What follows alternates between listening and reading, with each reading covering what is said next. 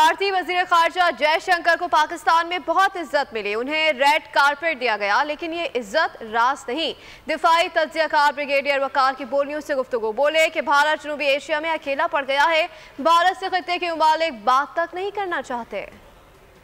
साहब का जो उनको बड़ी इज्जत दी गई और रेड कारपेट भी बिछाया गया और बड़ा वेलकम किया।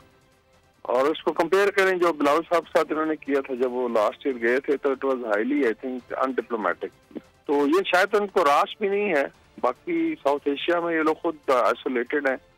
साउथ एशिया में कोई बात नहीं करना चाहता, चाहे वो बांग्लादेश हो, श्रीलंका हो, मालदीव हो। पाकिस्तान चाइना के साथ इनके रिलेशन बिल्कुल ही खराब है। तो अगर ये एससीओ का फॉर्म है जहाँ पे कलेक्टिव आप कहें इकोनॉमिक डेवलपमेंट की बात हो रही है, जहाँ पे कनेक्टिविटी की है, तो भारत पॉइंट। सब्सक्राइब करें और बेल दबाएं ताकि कोई खबर रह न जाए।